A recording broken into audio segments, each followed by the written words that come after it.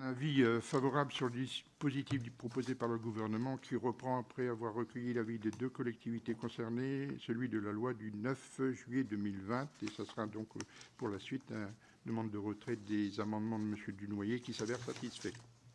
Merci. M. Brindeau. Oui, c'est plus sur la forme, évidemment, que sur le fond, puisque les amendements présentés par notre collègue Dunoyer ressemblent comme deux gouttes d'eau. Je ne vois pas en quoi ils ne sont pas d'ailleurs identiques de ceux du gouvernement. Voilà, tout simplement, les parlementaires de la Nouvelle-Calédonie auraient aimé être associés à la rédaction que propose le gouvernement sur un sujet qui les concerne évidemment au premier chef. Je vous remercie. Monsieur Gosselin. Oui, merci Madame la Présidente.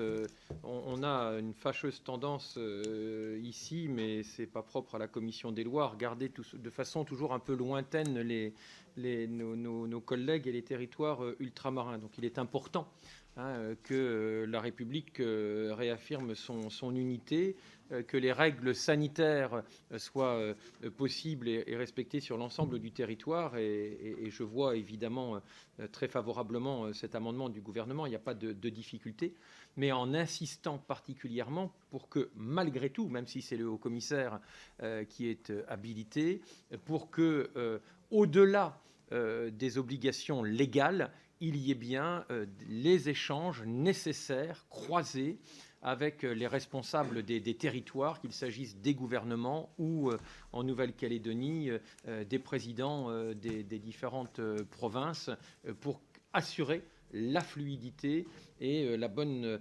application et acceptabilité des mesures. C'est important aussi de le rappeler, ce n'est pas aux heures de faire les choses de façon autoritaire, sans autre procès.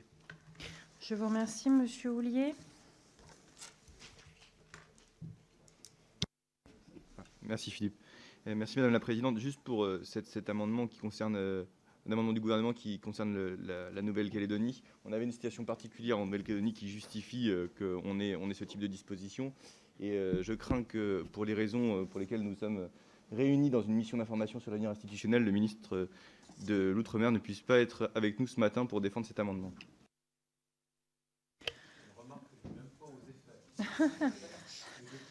Je vous remercie, Monsieur Houllier.